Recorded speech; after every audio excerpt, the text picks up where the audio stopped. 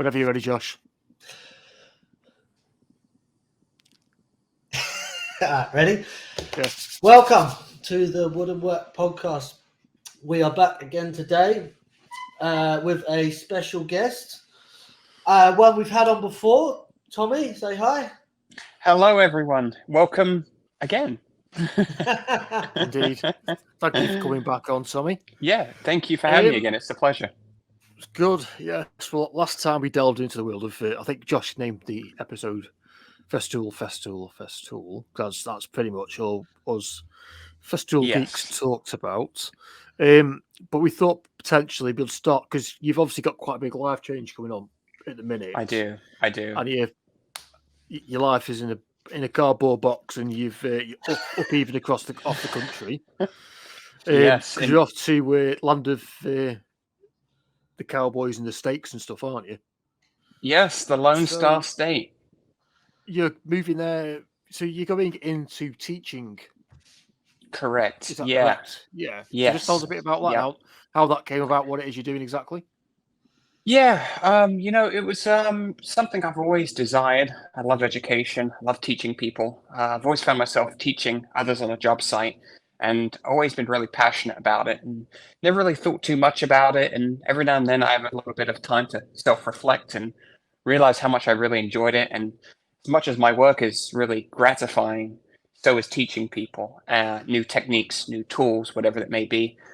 And so I went out on Instagram one day, and I just thought, you know what? I wonder what's out there for work across the US. So I just put on an Instagram story. Where's everybody at? Where's the work at? And before you knew it, I had 50 people in my inbox with states, Tennessee, Texas, Boston, Massachusetts, California, across the entire US, where they were working, and even job offers, which was really nice. But a lot of the comments were Austin, Texas. And I thought, okay, there's a lot of people recommending this place so highly. What's so special about it? I've never been there before. And then I'm on Instagram and I see someone say, there's a school in Texas. Okay, Austin School of Furniture. Interesting. I love furniture. Let's see what they have. Next thing you know, they're asking people, hey, we want to add more classes to the school. Is there anybody out there that wants to do a cabinetry class, a trim class? And I thought, this is it. Like, the timing was perfect. So I said, hey, hi, Austin. That's the owner's name. I'm interested in possibly Austin, Texas, at the Austin School of Furniture. And so I just reached out to him and I said, I could be interested in teaching some trim classes. I've never done it before in a classroom, but it's something I've just wanted to kind of cross off my bucket list. I think I'd be quite good at it. I have a passion for it. Would you be interested? And make a long story short, we had a couple interviews to see, my background. And I said, you know what? Why don't I fly out to Austin, Texas for a few days? I need to look at the area, make sure I like it. I don't want to commit to the school because I need to make sure that I like the area. During the visit, I'll visit you and the school. Yeah, here's the thing. I did make a mistake that when I moved from South Florida to Central Florida, I kind of went out on a whim and just said, let's just try it. And I can't completely downplay it because I learned a lot of valuable lessons, but the quality of life for me in Central Florida just really wasn't there. I didn't enjoy it. I knew that I was meant for much more. And here it kind of felt like this is where dreams come to die a bit, which sounds a bit, morbid in some sense, but I really knew that there was much more out there for me to live and experience. And so when I did go to Austin, Texas for 5 days, I completely fell in love with the place. And I really tried my best to just act like a resident. Don't look at it with rose-colored glasses. See what the downsides are to that place to see if I could really live and adapt with those things. And the people were young. It was vibrant. Everybody was so friendly. You get bad apples in every group. Doesn't matter where you go in the world. But for the most part, it seemed really good. Lots of community. Everybody's involved. It was just really healthy. And I just connected with it in such a way that I can't describe. It just felt right. And so you kind of just have that gut feeling. When it feels right, I'm like, yeah, let's do it. And you know what? In a year's time, I could go somewhere else. I may not end up falling in love with it. We don't know yet. But I mean, that's the adventure of life, isn't it? You have to try these things. And I knew if I didn't go and do, move to Texas or go somewhere new, I would regret it for the rest of my life. So trying to live life with no regrets the best I can. It's quite. No. I mean, I do remember vaguely. I remember you saying last time how you actually decided. You actually said that you really fancied teaching and you had a passion for teaching Yeah. and all things educational. I think was what you how you put it. Yeah. And you really fancy doing, teaching at some point further down your career. Right. I mean, that was only 3 months ago, 4 months ago we spoke. I think last. Yeah. Quite a short. Yeah. So you seem to have gone full circle very quick, haven't you? I have, yeah. I find once I commit to something, it doesn't matter what it is in life. I go 120%. So yeah, it was kind of already a bit on the back burner before we spoke. It was an idea, but I never really had fully committed to it. And I thought, you know what, let's just do it. And so next thing you know, I ordered a pod because I have to move halfway across the country. So I'm ordering these things, taking trips, and I didn't want to make a mistake of moving to a new place that I wasn't familiar with. So I did the trip. I spent the extra money, which I think was really well worth it. And like I said, everything in life, I commit 120%. It doesn't matter what it is, whether it's woodworking, it could be mountain biking, which is another big hobby of mine. Whatever it is, I put 120% into it. Doesn't matter what it is. And, I do fall out of love with some of these things, but at least I can say I tried. I'm very much like that with hobbies and stuff. I do go sort of balls out. I do, yeah. I'd probably be skipping the mountain bike thing again because I say after my last time I've been out twice since, but I'm now needing. Yeah. Only found out the other day I've got to be pretending in my right arm's in my biceps knackered as well. Yeah. So from the one crash, I've had metal plate. I still need 2 more ups on this arm. I need another up on this. So Yeah. I'm sure. But anyway, so trim. So you said you're going there as a trim lecturer teacher. So yes. Can you just sort of explain what is defined as trim? Because don't forget we have the different things of yes, we do. We do. So across the world is I don't know how it'd be classified in, say, the UK if it's because I know you guys do it in phases and stuff like that. So we have like baseboard and casing, which would be like architraves and skirting, I believe. Boards, yeah. So anything for US terminology, crown molding, casing, installation of the doors, baseboards, applied moldings, paneling, all the fancy aesthetic things, ceiling work. I mean, the sky's the limit, but all the real nice wood, intricate stuff on the inside. Because I've seen quite a few posts on your Instagram of like crown moldings and ceiling work. It's not something. I mean, it used to be a big thing back in, I think it was about the 40s and 50s in the UK. They used like a plasterboard. It's not plasterboard, but like a plaster type molding on the ceilings for decorative purposes. But it's not a big thing in the UK. Do you have it much in Australia, Josh? On the walls is a bit of it, but not so much on the ceilings now. No, I thought it was more of a very. I mean, they're quite nice. I think the closest we have is probably pelmets on a kitchen. So cornices on a kitchen, which is top trim of the kitchen. Which we have that. It is interesting looking, and I do study the building in each country, their styles. I think that's really important to be a good diverse. Not so much diverse carpenter, but a diverse artist, really, because what we're doing is we're essentially painting a picture, but we're cutting the wood, we're installing it. We have a blank canvas. Our canvas happens to be someone's home. A painter might be just their blank canvas, or again, someone's home as well, ceilings. So yeah, it's really interesting to see the different styles. And I've become obsessed with just the engineering side of how homes are built in the UK, Japan, Sweden, the US, and to see the level of detail and where everybody is in their building. It's just so interesting to me to see the difference. But going back to the popularity of it is Yeah, it's extremely popular here in the US. I mean, it's thriving. Every custom home that I'm in gets crown molding. If we can wrap columns and do detailed headers across the top of doors, all of that stuff. And Or is it more a phase that's coming back in? The you know, crown, I do you don't. think? Like a pop, because the wall paneling, I think, like which is Josh was just mentioned then. I think Yeah. that's becoming very popular in the UK as a. So obviously we just have lots of blank walls. We don't really have paneling. Used to be again in the sort of 1800s and stately homes, and that sort. It was a wainscoting, Yes. that sort of Yes. thing. Whereas Yeah. these days now, there's a lot of people wanting just a bit of say detail molding or whatever, cutting into a square, sticking on the wall, and making Right. it look like paneling. So it's Yeah. becoming a Yeah. very Yeah. Yeah. Yeah. superficial almost thing, Yeah. which I think Yeah. is what Josh is saying. But so so that's like almost like a fad and a fashion at the minute. I don't personally like Yeah. it. I've done lots. I've fitted loads, and they look smart. Right. But Right. it's not a personal taste of mine. You know what I mean? I don't like it. I But think, yeah, I do know what you mean. Like things come in, like in 2006, I think a lot of the Mediterranean style was really popular in the US. You know, you had those really dark orangey, reddish green colors. You had a lot of coffered ceilings and drop down ceilings. And then that kind of started to go away.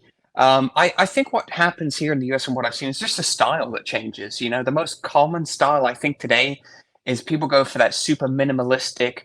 You know, the casing of baseball might be super square and it might have a little like dado in it, you know. So it's very minimalistic. Some people are now adding a little bit of an OG edge to the top. But you know, like in Central Florida, I just finished a home and his style was very kind of classic, little bit of modern in there, but almost like to represent the White House in the US, you know, all those intricate moldings. If we could add detail, he wanted it, but we didn't want to essentially throw up on, you know, with details and be too much, because I always say less is more.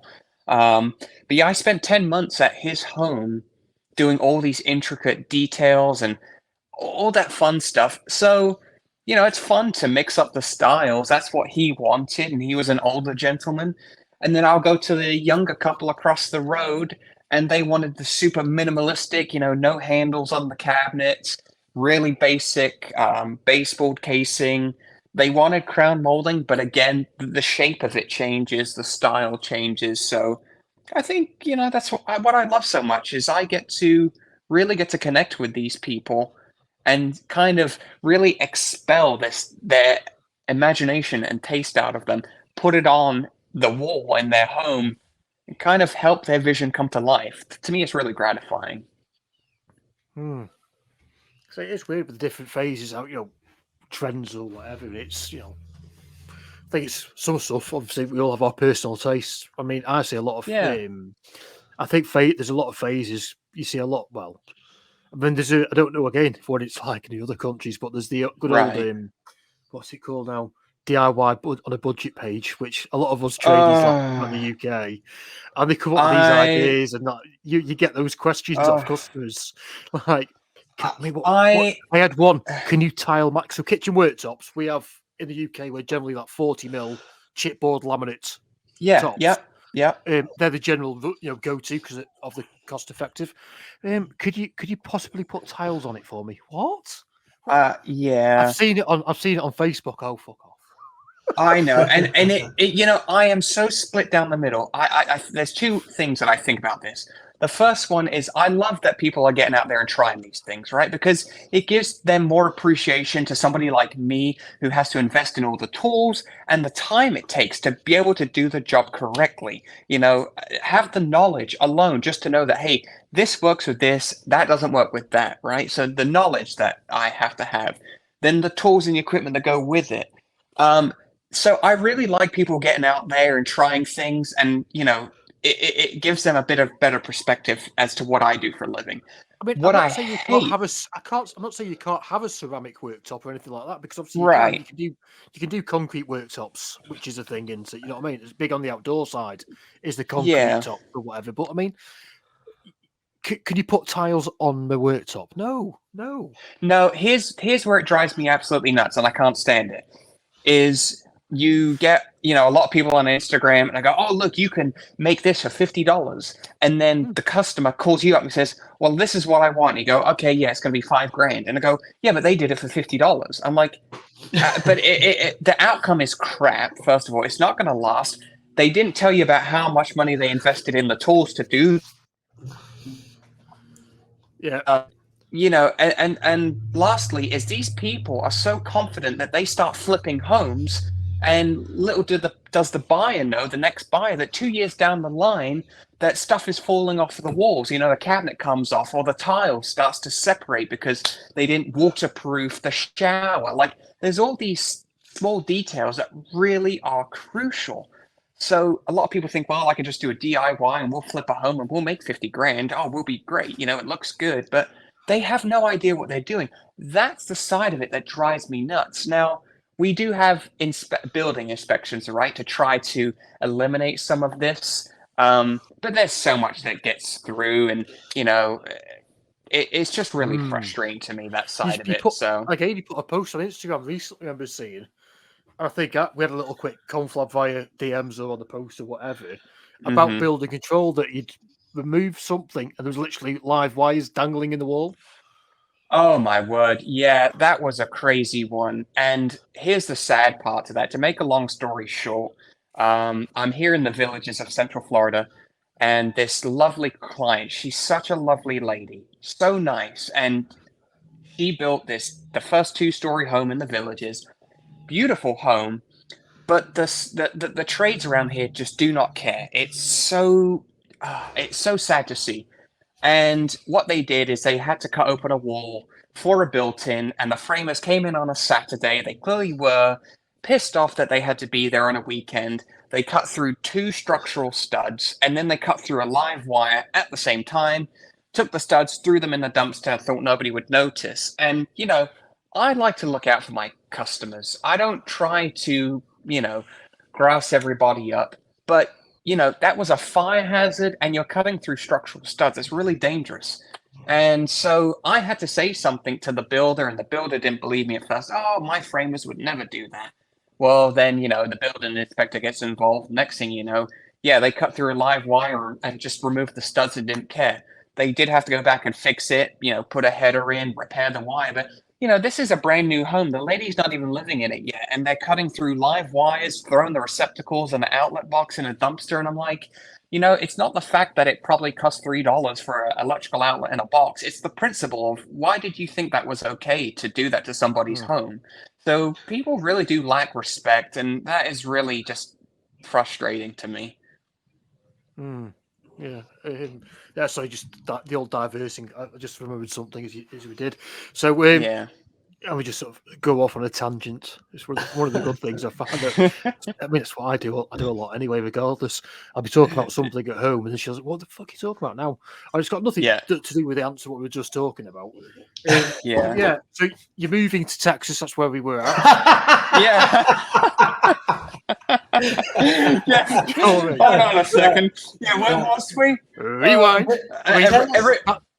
This is why these episodes can go on so long, because, you know, the question we asked 3 minutes in, we're getting to 16 minutes later. I know, and the listeners are thinking, these guys have lost the plot. Where are they going with this? Next thing you're going from Austin, Texas to a school to cutting a wire in a wall. Yeah. But, you know, that's what makes it fun. I think our regular listeners have got the gist now that we just basically ramble and, you know, we get there eventually. Sometimes. Yeah, we do. Yeah. Well, you know, and I hope that people listening, I hope that they can feel inspired. I hope that they can get a laugh out of it, you know, because I do enjoy podcasts like that, you know, where I do things at work, running crown molding, and to me, it's just, I go on autopilot, and I'm like, I need something good to listen to. So I like a good podcast to give me a laugh. So I hope that somewhere along the line that we at least made somebody laugh, you know. Well, there's no point having it too scripted either, because obviously we have a bit of a plan what we want to talk about. But then if we follow the script, it becomes regimented, it becomes boring. No. So at least when we think of something, let's bring it up before we forget. But anyway, so that's another minute past. So here we go. I'll start it off. Are you just doing teaching in Austin, Texas, or are you going to continue to do your woodwork as well, your trim? So I will continue to do the woodwork as well. So I will be doing my trim carpentry full time, Monday to Friday at the moment, and then teaching 1 day a week every Saturday. Okay. Now, I could end up teaching more classes, depending on how busy it gets. We'll see how many people sign up. They just did their first cabinetry class, which was very successful. They sold out really quickly, so it sounds promising. It's just a part-time. Yeah, at the moment it's part-time. Is it paid or is it free? It is paid. Yeah, Okay. yeah. Well, he's not going to travel the country, is he, to go and do a free class? Well, he might want to. You never know. No, I mean, there will be more of it that I will be doing some volunteering stuff. Yes. We can dive into that maybe in another episode that eventually there will be an organization, there will be a foundation making scholarships and stuff like that. Eventually, yes. How are you planning to find work in Austin, Texas? What's your game plan? That is a tough one. Because I try to do as much networking as I can, through Instagram, Facebook, all these different places, go all these different avenues. And you can reach out to 1,000 people and you might only get 5 that actually respond. And 2 of those will actually take you on. So, I'm doing a lot of outreaching, just kind of seeding. That's all I can do at the moment. Say, hey, this is who I am. This is what I do. If you're interested, and get over there and just try to make connections with the locals, Oh, so you're basically just you're messaging other companies per se to say, trying to pick up a bit of work as a subcontractor to them almost for. I reach out to builders, tell them who I am, and it's tough, because you get over there and it's like, well, they don't know who you are, they don't know what you do. They know I'm a trim guy, but they haven't necessarily seen my work up close. They kind of have to go off of Instagram and what they see on there. And you can hide stuff hypothetically. You can. I mean, I'm not calling your work superb. Yeah. No, but you're absolutely right. But correct. Turn the. I mean, you can see, for example, see the big pile of shit behind me. If I turn that camera a little bit or block it slightly, it totally changes the perspective, and you can't see it. Yeah. So that's the sort of thing into the. Oh yeah. I mean, is that better? Do you know what I mean, it still looks messy either way. Yeah, and that's nice. I mean, by the way, I just put my hand over the camera for the people that are listening, and that's when Josh is saying it still looks messy. Do you know what I mean? It's not very nice, is it? Sorry, go on. No, it is really tough. And it's hard to try to stay optimistic as well because you don't have any guarantees. And you reach out to people and you say, "This is what I do," and I know I know my work is good. It's not to try to toot my own horn. I take a lot of pride in my work. I really do. And so, people go, well, this is what I can afford. These carpenters, they're good, but this is kind of what's in the budget.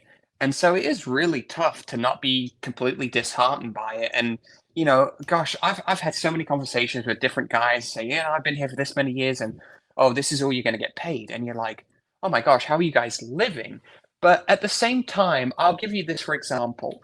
When I moved from South Florida to Central Florida, I was told that the maximum pay I would ever see was about $45 an hour. That's US. That's probably maybe, I don't know what that works out for UK, maybe 30-ish pounds. It's more than what contractors would pay for a start. But yeah. Right. So they said, oh, 45, that's top tier. And I was like, okay, all right, well, I can live with that, because the cost of living in Central Florida was fairly low. So ratio was good. I got here, that's where I started at.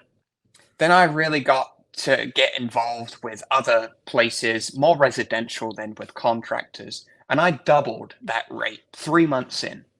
And I thought, oh, okay, I doubled the rate.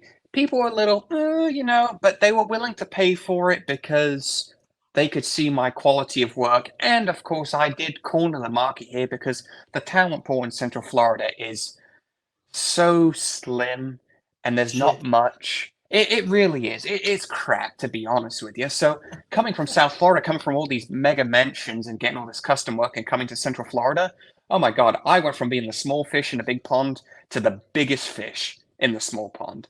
And it was really cool for a while.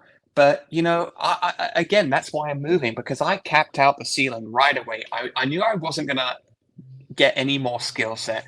I knew I wasn't necessarily going to make any more money. And then, after doubling my wage, I went a little bit more to kind of push to see where I could get. And I was still getting clients at at an even higher rate. So, I think for me, when people say, well, you're only going to make this, you're not going to get that, that's them, that's not me. So I really have to try to separate myself from those people because I'm not those people. And that's not to say that I'm any better than anybody else, but I really do take such great pride in my work that, I do think I'm worth it. And a lot of clients do think I'm worth it too.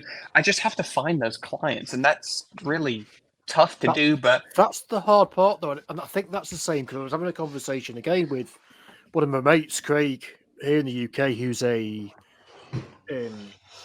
he's more of he's a hobbyist woodworker. Right. He's not he doesn't do it. He's a professional, as he doesn't do it for his. It's not his source of income, should we say?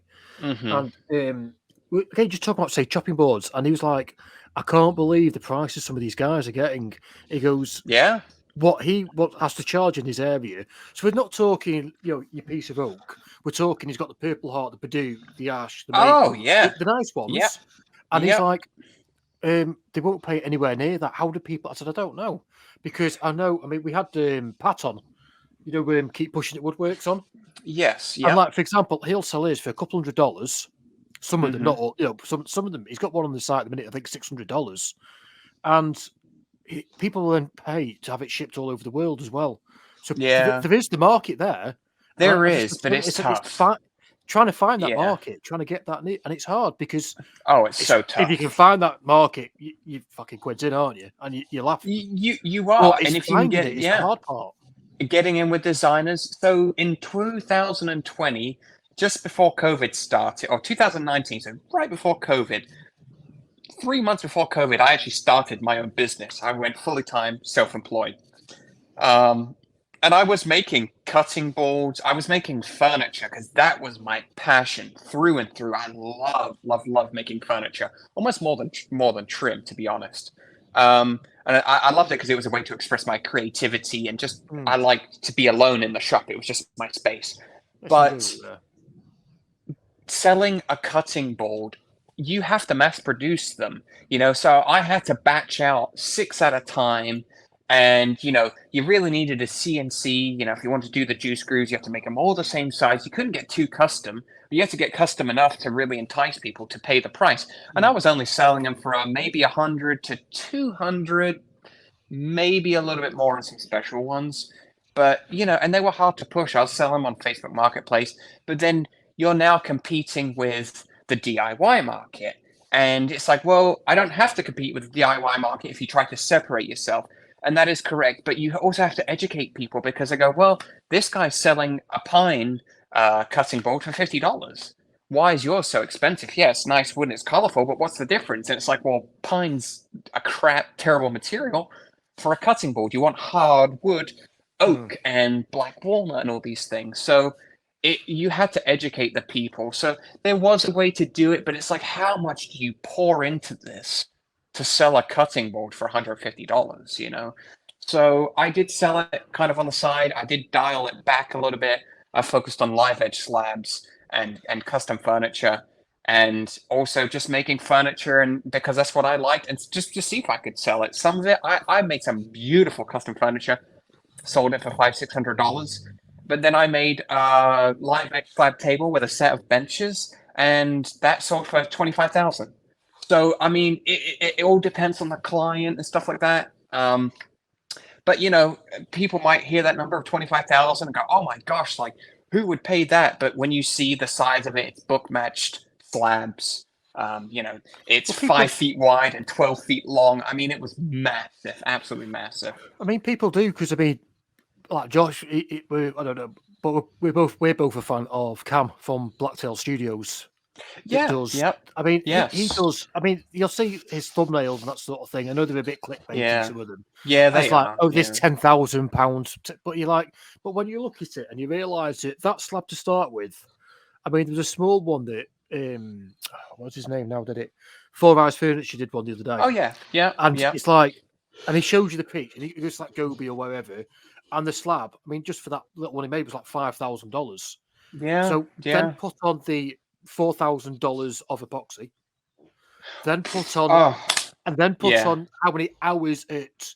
So then you have your $40 an hour rate. Then you've got your $40 an hour running rate of your workshop. Yep. Then you've got your overhead. So that then becomes $120 for the hour.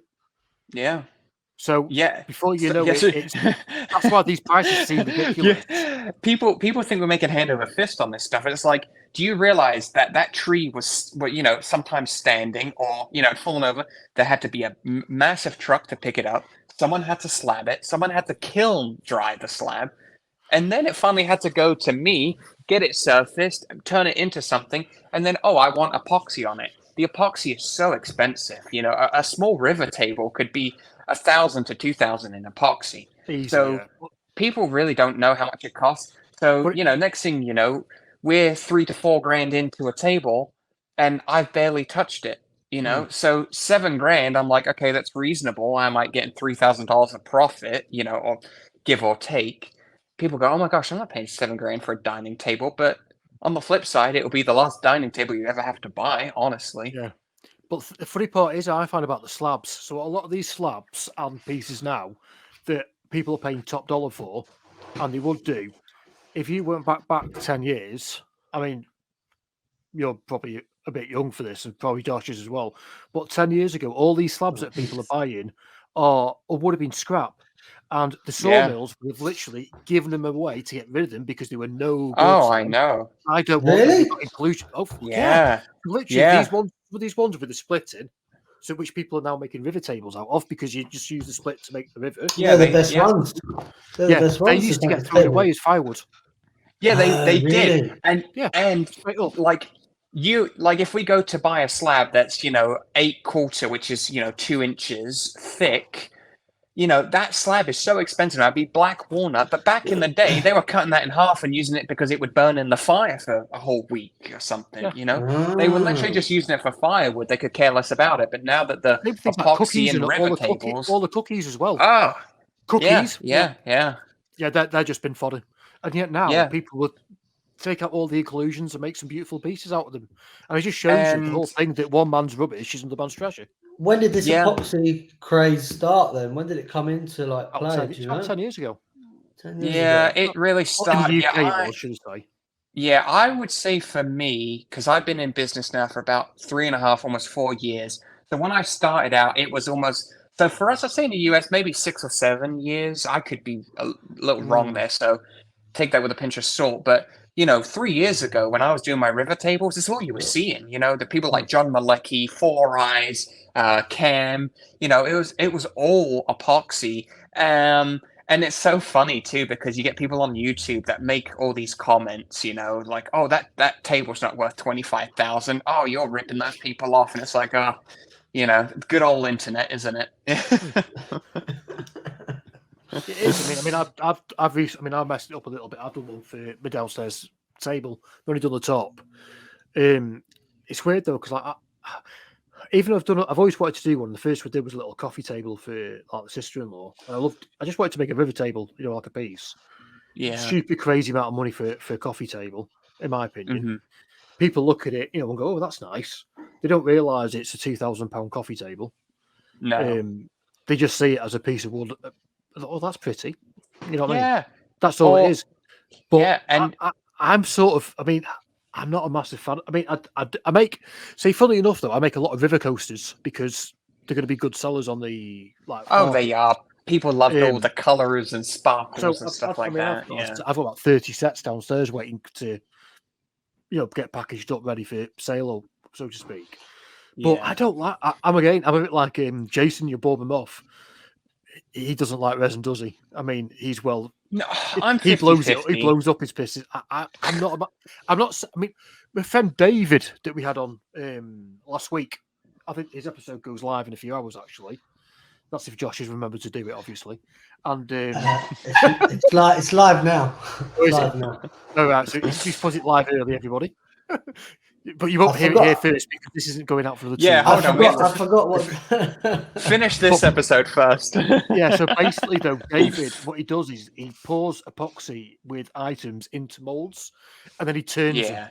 He's a very, very talented I turner. love that. Yeah, and it looks amazing. So I think does. epoxy has its place within the woodworking. Casting, making pens. Yeah, I mean, I got into that as well. Like I took on every aspect of woodworking there is possible. So I did get a lathe. I started doing the epoxy pens. I forgot what the exact material of it's called, but turning wood and turning the epoxy and making little pens and Christmas ornaments and stuff like that. So it does have its place, but it is expensive. It is stinky. It is messy. You need the right environment for it. 50-50. I will do it for people, but I really have to be set up in the right environment to take it on. And then another thing I've seen now is you go to IKEA or all these places and they're making fake rivet tables. So it's only a 1/4 inch thick and it might go down the side and people go, well, what's the difference? How would you know the difference? And, they have a point, but I don't... It is because the thing is, by putting that sort of like false base within the table, you're using a 1/4 of the epoxy that you would use normally. So you're saving yourself $1,500. Yeah, and people are still getting the same look. Yeah, maybe there's something I'm missing that a listener out there is probably screaming at the moment, like, you're missing the point. But well, that's to get anybody out there listening, if you do have a comment on this or what you let us know. Let us know what you think. It's always good to get other people's views on something. So drop us a message. I'm curious to hear what people's thoughts are on the 1/4 inch thick epoxy rivet tables. Because you do from IKEA, yeah. What? No, from IKEA. Yeah, either or just the method.